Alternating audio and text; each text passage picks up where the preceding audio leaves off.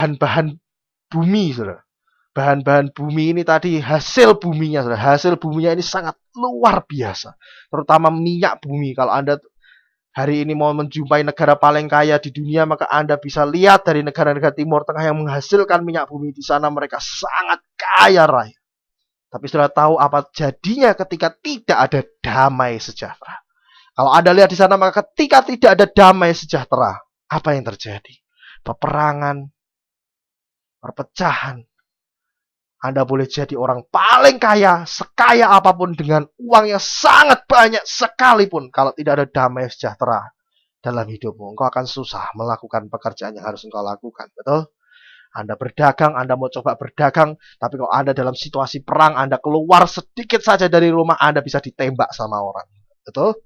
Anda mau sekolah, baru melangkahkan kaki keluar dari rumah berangkat sekolah, Anda ditembak mati pun sia-sia percuma.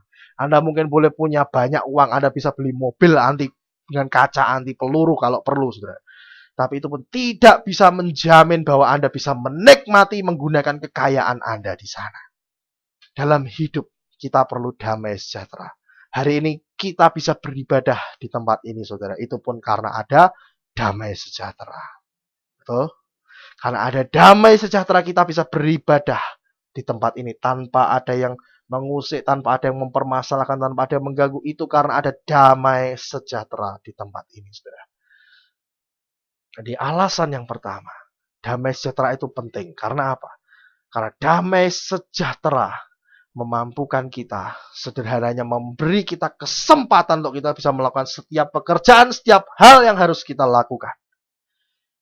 Itulah sebabnya damai sejahtera sangat penting. Bahkan Salomo menekankan pentingnya damai sejahtera ini dalam kitab Amsal sampai dia berkata, lebih baik makan dengan sepiring sayur disertai dengan damai sejahtera daripada makan daging disertai dengan perbantahan. Atau lebih baik tinggal di sotoh rumah, tinggal di atap rumah, daripada tinggal serumah dengan istri yang pemarah. Saya percaya di sini tidak ada istri-istri yang pemarah. Saya percaya istri yang di sini penuh dengan damai sejahtera dan kasih Tuhan bagi suaminya, bagi keluarganya, bagi anak-anaknya, bahkan bagi orang-orang di sekitarnya. Jadi berkat dimanapun dia berada. Amin. Nah, sudah. Yang pertama tadi, kenapa kita harus memiliki damai sejahtera Kristus? Karena damai sejahtera Kristus memampukan kita melakukan setiap pekerjaan yang harus kita lakukan. Damai sejahtera Kristus memberi kita kesempatan sehingga kita bisa melakukan apa yang harus kita kerjakan. Termasuk dalam pelayanan, saudara. Kalau Anda ini melayani dalam medan yang penuh penolakan terhadap orang-orang Kristen, penuh penolakan terhadap anak-anak Tuhan, tidak ada damai sejahtera di sana. Tentu tetap bagaimanapun juga hebatnya pengurapan Anda akan rasakan satu di hati itu seperti ada ganjalan, seperti ada tantangan. Betul? Itulah sebabnya damai sejahtera sangat penting.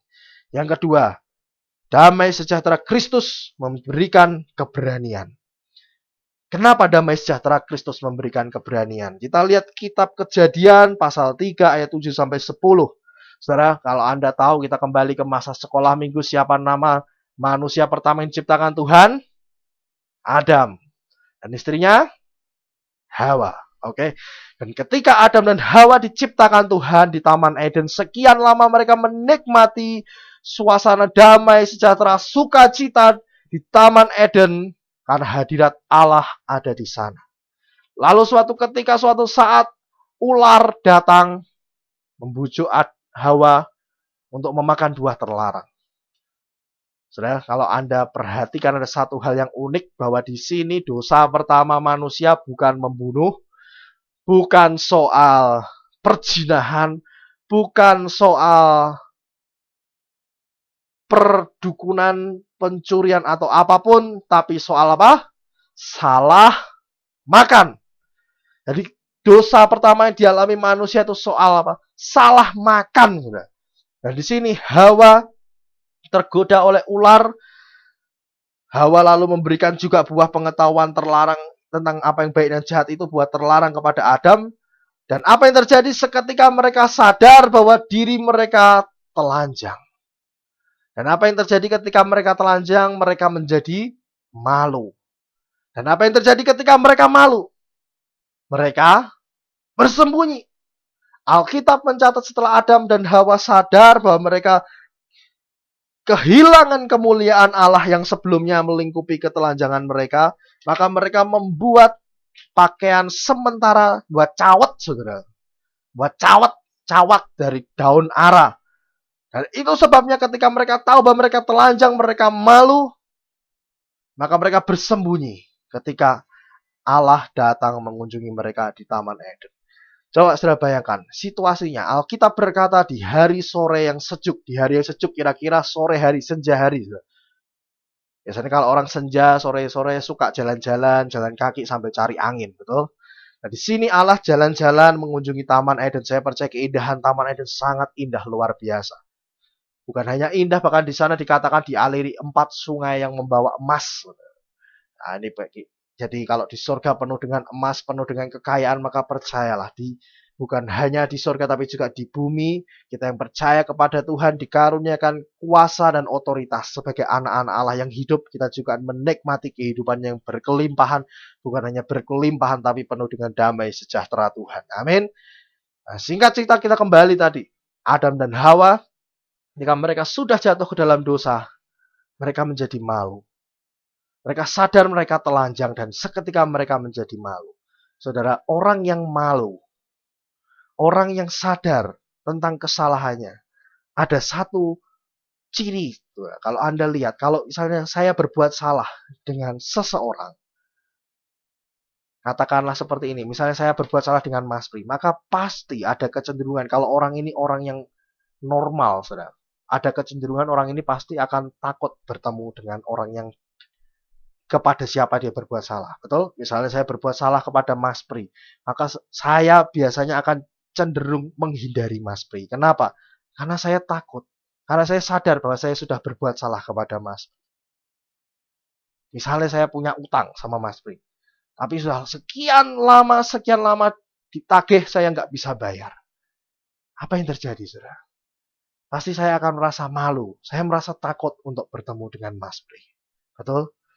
Apalagi kalau Mas Pri di sini sebagai gembala gereja dari Jemaat Kalimulyo. Saya datang ke gerejanya. Baru lihat di pintu gereja, wah ada mukanya Mas Pri. Pasti saya sudah pikir 1000 pikir untuk menginjakkan kaki masuk ke dalam. Apalagi kalau yang diutangi, saudara. Yang utang ketemu yang diutangi jadi aser. Anda bisa bayangkan, yang ngutangi jadi aser, yang diutangi baru mau masuk ke gereja. Yang ngutangi sudah berdiri di depan dengan muka penuh senyum ramah, tapi yang diutangi mikir, aduh nanti ini gek atau jangan-jangan kalau aku ketemu di depan dia begitu salaman, sambil salaman dia senyum, tapi begitu senyum habis senyum keluar kata-katanya, bayar utangmu segera. Ya, saudara. Pasti ada ketakutan. Orang yang berbuat salah kepada seseorang, biasanya dia akan kehilangan keberanian, takut untuk bertemu dengan orang kepada siapa dia berbuat salah. Begitu juga Adam dan Hawa. Ketika mereka sadar bahwa mereka berdosa, mereka sadar bahwa mereka kehilangan kemuliaan Allah, mereka merasa diri mereka telanjang, mereka tahu bahwa mereka telanjang, maka seketika mereka menjadi malu. Orang yang malu dengan keberadaan dirinya, saudara, pasti kehilangan damai sejahtera. Betul? Kalau kita malu dengan keberadaan diri kita sendiri, pasti malu. Kalau Anda lihat Anda merasa orang yang minder, orang lain sedang berbincang-bincang, mungkin temanmu Anda lihat sedang berbincang-bincang sambil mereka sedikit matanya melirik kepada Anda. Maka kalau Anda orang minder, Anda malu, maka Anda akan berkata, aduh lebih baik aku menghindar aja dah. Mending aku menghindar aja dah. Jangan-jangan mereka sedang ngerasani aku. Nah, orang yang malu dengan keberadaan dirinya, Adam dan Hawa malu dengan keberadaan dirinya. Karena mereka sadar mereka telanjang, mereka kehilangan damai sejahtera. Karena mereka merasa aku tidak lagi seperti yang dulu, penuh dengan kemuliaan Allah. Sekarang kehilangan kemuliaan Allah. Sekarang aku telanjang. Karena itu mereka malu, mereka kehilangan damai sejahtera. Itulah sebabnya mereka takut bertemu dengan Allah. Saudara, kalau Anda dalam hidup ini pernah melakukan satu kesalahan, Anda takut bertemu dengan orang yang kepada siapa Anda berbuat salah. Saudaraku, kalau Anda sebagai suami, mungkin Anda merasa gini. Anda merasa, mungkin Anda pernah lihat, mungkin bukan Anda sendiri, atau Anda lihat dimanapun contohnya, saudara. Ada suami yang berselingkuh, menyimpan SMS atau nomor handphone selingkuh hanya di dalam handphonenya sendiri. Dan saya percaya sang suami pasti kehilangan damai sejahtera kalau istrinya berada dekat di handphone suami. Betul? Kalau Anda yang tertawa, Anda yang sambil senyum-senyum sendiri, mungkin Anda pernah tahu atau mungkin Anda sendiri orangnya bertobat saat ini juga, saudara. Itulah sebabnya kalau suami pasti berusaha menjauhkan istrinya dari handphone punyanya itu. Kenapa? Karena ketakutan. Jangan-jangan gek nanti kalau handphonenya dipegang-pegang, digeratak-geratak, dibuka-buka, SMS-nya ketahuan. Nah, kalau ketahuan ini nanti bisa jadi suami-suami takut istri. Ya, saudara, orang yang kehilangan damai sejahtera karena dosa atau perbuatan yang salah, pasti akan kehilangan keberanian. Manusia itu telah lama berdosa kepada Allah, sehingga manusia takut bertemu dengan Allah. Nah, kalau Anda baca di Alkitab, Adam dan Hawa takut bertemu dengan Allah karena mereka sadar ketelanjangan mereka. Bangsa Israel ketika dipanggil oleh Allah di Gunung Sinai, Allah berkata, besok kamu naik ke gunungku yang kudus. Tapi mereka berkata apa? Musa, kamu aja yang naik ke atas, dan kami akan dengarkan apa yang kau katakan. Sejak hari di mana manusia pertama jatuh ke dalam dosa, di situ manusia takut untuk bertemu dengan Allah pribadi dengan pribadi. Nah, Allah yang kita sembah, Bapa di surga di dalam nama Tuhan Yesus Kristus, adalah Allah yang menginginkan persekutuan yang karib dengan manusia. Itulah sebabnya di dalam Yesus kita berkata, ya Aba, ya Bapa. Roh yang diberikan oleh Allah di dalam Yesus Kristus itu Roh Kudus. Dia yang memampukan kita, memberi kita keberanian, menghapus segala ketakutan kita dan menggantinya dengan damai sejahtera sehingga kita bisa berseru, ya Aba, ya Bapa. Itulah sebabnya melalui karya penebusan Yesus Kristus Allah memulihkan hubungan persekutuan manusia dengan Allah. Dan ini ditandai dengan apa? Dengan dirobeknya tabir bait suci yang memisahkan ruang kudus dan ruang maha kudus. Firman Tuhan berkata, tabir atau tirai itu sobek dari atas ke bawah. Artinya itu adalah gambaran bahwa karya keselamatan itu murni inisiatif dari Allah. Allah ingin manusia bergaul karib dengan pribadinya. Oleh karena itu ketika Yesus bangkit, dia memberikan kepada kita apa? Damai sejahtera. Sehingga kita beroleh keberanian untuk datang menghadap kepada tahta Allah. Kenapa? Karena tahta Allah bukan lagi tahta penghakiman, tetapi menjadi tahta pengampunan dan penuh kasih karunia bagi kita. Amin. Mari kita buka, saudara. Ini ayatnya, Ibrani 4:16. Saudara bisa hafalkan nanti di rumah karena ini ayat yang sangat luar biasa.